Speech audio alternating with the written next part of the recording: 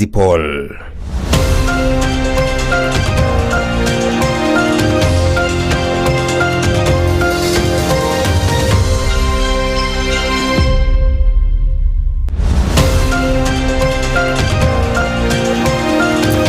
A very good evening to you. It's a pleasure seeing you again right here on Mwangaza Prime News. My name is Daisy Paul, Vivian Wangeshi for sign language interpretation, and we welcome you to this bulletin tonight. Now, President William Ruto and former Prime Minister Raila Odinga have jointly chaired the ODM Kenya Kwanza Parliamentary Group meeting in Karen. In a joint communique signed by Senate Majority Leader Aaron Cheruiyot, National Assembly Majority Leader Kimani Ichung'wah, Senate Minority Leader Stewart Madzayo, and National Assembly Minority Leader Junet Mohamed, the Orange Democratic Movement and the Kenya Kwanza government committed to adopting a bipartisan approach in Parliament and county assemblies.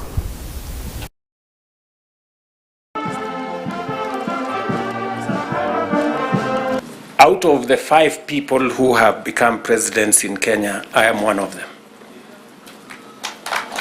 I don't take it for granted, and I don't take it lightly that God has given me an opportunity to be one of the 5 Kenyans who have had the opportunity to lead this country. You know, there are legitimate concerns on how resources are being spent at the counties. There is. We cannot also run away. There is legitimate concern. Let me ask, for example, the latest Soko Huru in the Senate. Let me ask you, members of parliament who are seated here, do you, for example, know, do you, for example, know that a few members of your committee collected 10 million shillings so that you could pass that law on anti-money laundering? Did you get the money? No.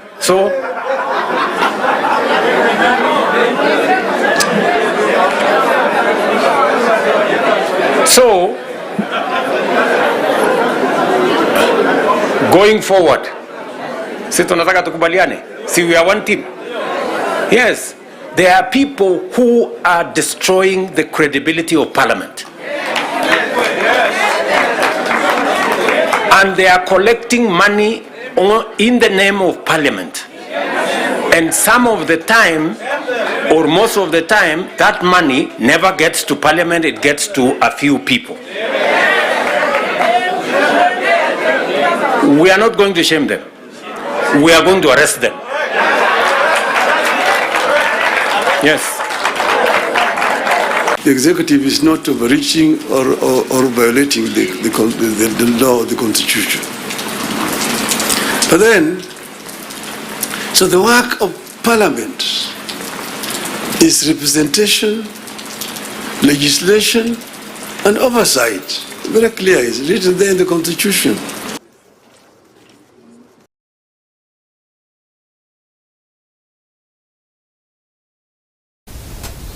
The Cabinet Secretary for Interior Kipchumba Murkomen has issued a strong warning to senior government officials along with security officers involved in the illegal alcohol business, saying they will not be tolerated. Murkomen gave this warning during a meeting with journalists outside the Kiambu Commissioner's office, where he visited before starting a special security meeting known as the Security Task Force, today marking the 29th meeting. We have a problem with licensing of bars and outlets that are selling spirits and wines, particularly because some of these bars are within a restaurant, and then they are open 24/7, and then they are selling wines and spirits, particularly spirits, which as a result of this second generation alcohol are also being propagated in the same environment. I must say that the third issue, so this is, in terms of licensing, this is the role of county government, and we are very concerned that there is wanton misuse of these county licenses to give license to every Tom, Dick and Harry in every corner every part of small centers and towns. And it's a matter that in especially more populated counties like Kiambu and Nairobi, it's an issue that we have to really focus on, particularly through the Council of Governors, and we will be taking proposals from this county and other counties, including tomorrow when we go to Murang'a, particularly in Central Region. The biggest concern is that there are too many bars and restaurants licensed, particularly bars that have been licensed, and also wines and spirit shops. Very small kiosks are selling wines and spirits, and they have licenses. When our officers want to do enforcement, they will always be met with licenses and then complaints from the county that we are harassing genuine business people because they have these licenses. Yet in reality, we are intoxicating our young people by staging these wines and spirits close to homes, close to shops, close to schools, close to institutions, universities and colleges, and it's becoming a menace. Your first application? Yeah. So it was free? Kenya has once again reaffirmed its leadership in advancing labor standards across Africa by hosting the African Regional Labor Administration Center Working Parties meeting in Kisumu. And speaking during the official opening of the Imperial Sarova Hotel in Kisumu, Labor and Skills Development Principal Secretary Mr. Shadrach Mwadime welcomed delegates from across the continent, noting that this was the fourth time Kenya has hosted ALAC meetings in the last 5 years. ALAC is an association of labor administrations within Africa, the English-speaking countries, and we are here to formulate policies. As I mentioned in my speech, there are several draft policies that we are pursuing in order to ensure that labor administrations within the African regions are able to perform as expected. So ALAC sets the standard for all of us, and we follow suit. As you well know, we have had labor issues in several African countries. There are examples that we can emulate. South Africa used to have several protests about 10-15 years ago. The situation is different because of the institutions that they have put in place. We pray that the same will happen for the other African countries so as to ensure we have a conducive environment to expand our economy. So the object is twofold. Number one, to ensure that the environment within which our workers are working, both in the private sector and the public sector, is as conducive as possible. But ultimately, the main object is to ensure that our economies expand, because where working conditions are conducive, you can rest assured that productivity will also be very high. And thereafter, our economies will expand and our standard of living as a people, as African people, will expand. So we work together, establish synergy so as to ensure that each country is able to develop good policies that will effectively be able to benefit the people within those economies. The Kirinyaga County Security Committee, led by Kirinyaga County Commissioner Hussein Alaso, has warned residents in flood-prone areas to move to safer ground following the Kenya Meteorological Department advisory warning of intense downpours expected to hit parts of the country with potential flash floods, lightning strikes, strong winds and property damage.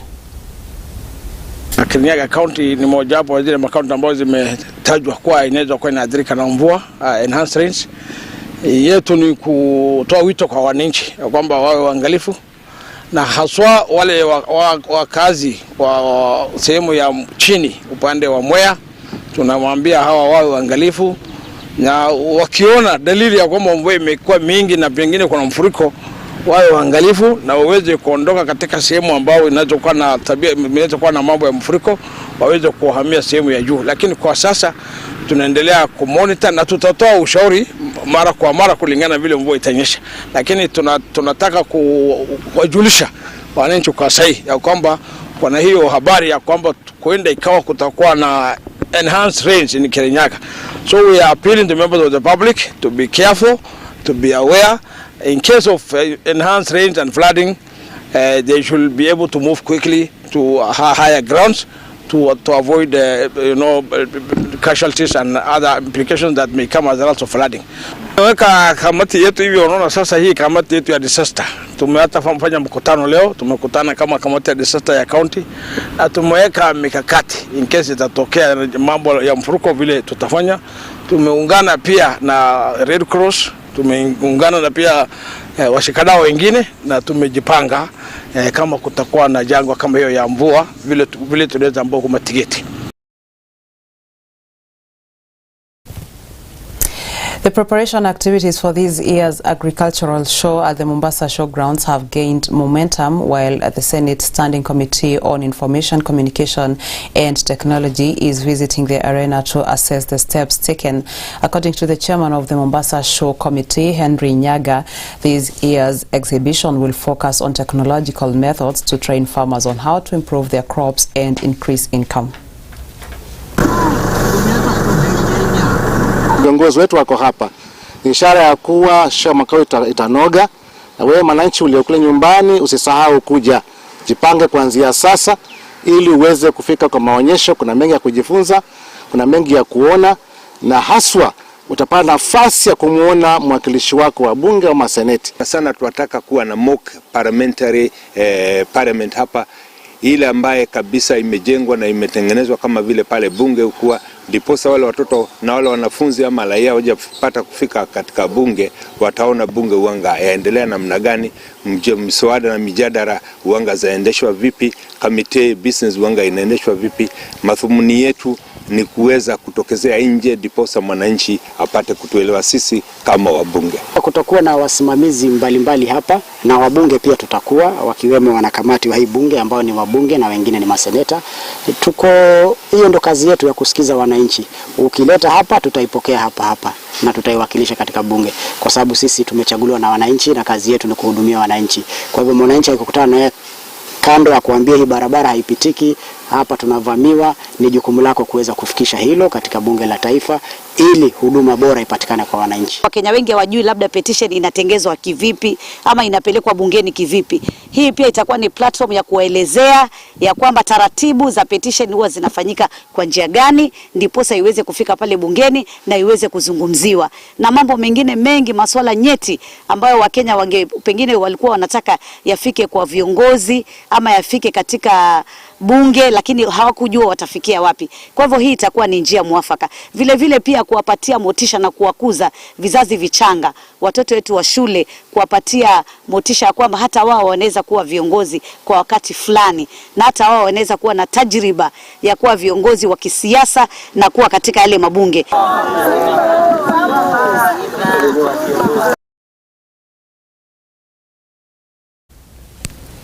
With that report, we are now taking a short commercial break, but on Go Far, we're coming back with more in a short while.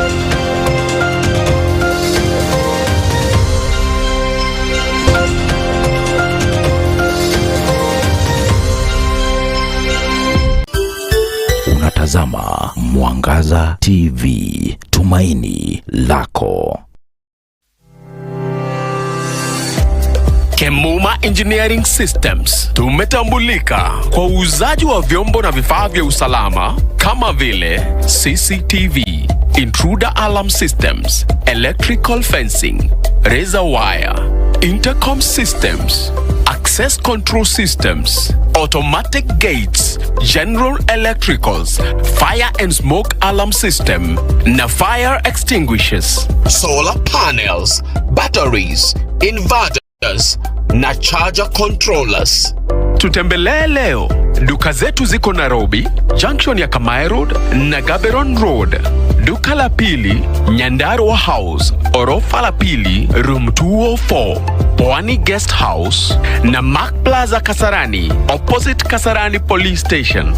Tupigie simu 0793 949494 au 0793 494949 au 0758 121212. Kemuma Engineering Systems. We mind your security. Unatafuta vyombo vya muziki? Smart Search Limited ni suluhu lako. Tuna vyombo vya muziki aina zote: speakers, speaker keyboards, power mixers, keyboards, guitars, drum sets, amplifiers na accessories zingine nyingi. Kwa habari zaidi tupigie simu kupitia 0720 046 100 au 0739 046 100.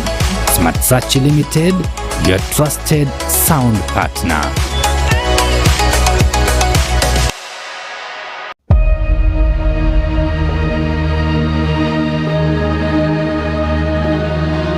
Unapozungumza kama mtazamaji, tunakusikiliza na ndiposa sasa tunakuletea neno la kiunabii, mafundisho ambayo yanakupa mwongozo wa kimaisha, matendo makuu ya Mwenyezi Mungu ambayo yataijenga imani yako.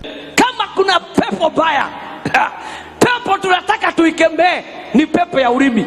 Sema pepo ya ulimi. Kama tunahitaji deliverance, ni deliverance ya ulimi.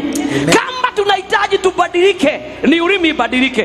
Kwa sababu kile kinaharibu watu, kile kimeharibu washirika wengi hapa, kile kimeharibu hata wamama wa kanisa na wazee, ni ulimi. Sikia hapa, jiocheni, jitakazeni. Kujiosha si sabuni na maji. Kujiosha ni kuondoa kuokoka, kuacha hizo dhambi mbaya, kuondoa hiyo vitu ambazo zilikuwa na kufuata, hiyo umalaya, hiyo usherati, hiyo mambo ulikuwa uondoe, ndio mpatane na Jehova. Uambie Mungu, nataka kubadilika, nataka kuwa kiumbe kipya. Yote ukiandaliwa na kanisa la Jesus Winner Ministry Roysambu chini ya Askofu Edward Moi, ni kila siku saa 11 alasiri hadi saa 12:30 jioni, Jumatatu hadi Alhamisi. Mwenyezi Mungu, Mungu wa majeshi asema hivi: jipeni moyo mliovunjika moyo. Yes. Mliokaa kama mmekufiwa. Ndio. Mliokuwa kama mmegojeka. Jehova ananiambia, ndio, jipe moyo. Yes. Jipe moyo. Ndio. Jipe moyo. Jipe moyo. Neno la kiunabii.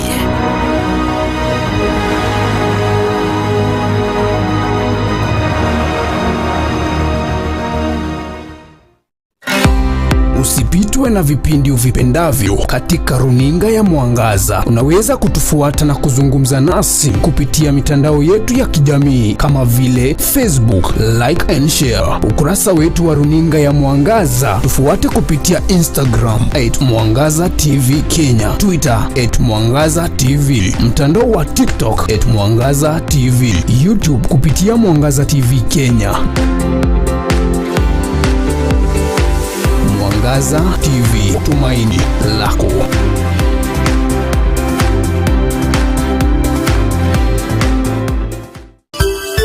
Unatazama Mwangaza TV, tumaini lako.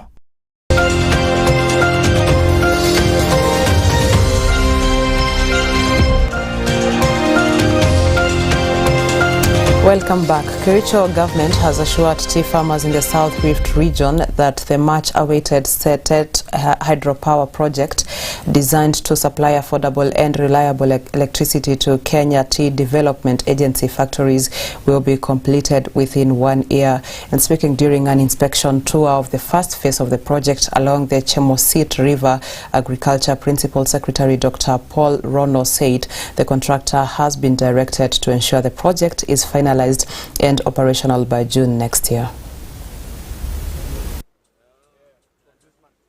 The government has assured tea farmers in the South Rift region that the much-awaited Setet hydropower project, designed to supply affordable and reliable electricity to Kenya Tea Development Agency (KTDA) factories, will be completed within 1 year. Have been overcome now, and we can confidently say, together with the board of directors who have been extremely supportive and taken hands-on approach.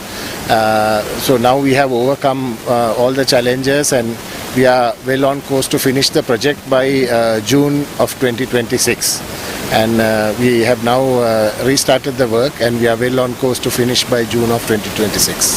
Speaking during an inspection tour of the first phase of the project along the Chemosit River, Agriculture Principal Secretary Dr. Paul Rono said the contractor has been directed to ensure the project is finalized and operational by June next year. Setet project has got 4 phases. Phase 1 is this one for Chemosit River. The project cost is around $11.2 million. And started a year ago, but it has stalled because of some challenges. But today we are happy here because we have made sure that it starts and with clear timelines of 1 year, so that by June next year, this project will be fully operational and commissioned. He emphasized that once completed, the hydropower project will significantly reduce power costs for tea factories, thereby boosting profitability for farmers and enhancing the competitiveness of the Kenyan tea in the global market. This is the long-term sustainable programs the government is putting in place to really bring this sector of tea on course like other sectors. Reporting from Mwangaza Prime News, I'm Stella Kariuki. Thank you, Stella Kariuki, for that report. Now, Masai Mara, which is a national reserve recognized internationally, is one of the biggest tourism attractions in the world and is now writing a new page in history.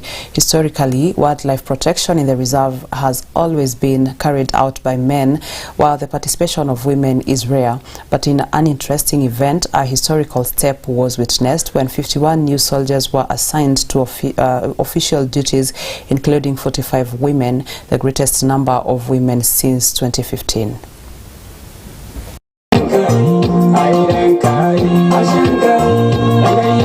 So this course we have only 4 men and the rest are females.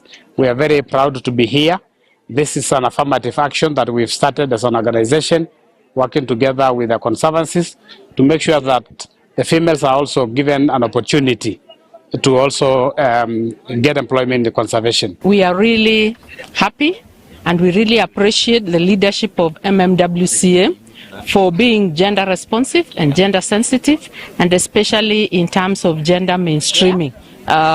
In 2015, there were no female rangers in the conservancies. Today, they have 70 ladies working as rangers in the conservancies. Training imekuwa ngumu sana, lakini walikuwa wanasema, Wamasai wanasema hakuna kitu msichana anaweza fanya. Sisi tukiwa female rangers ambayo tulijoin shule, tuliona kwamba wasichana wanaweza wakafanya jambo. Tumeweza kumaliza hii training salama na tunashukuru Mungu.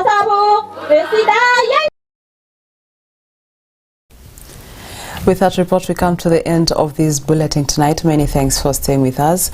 My name is Daisy Paul, and for now, I am wishing you good evening.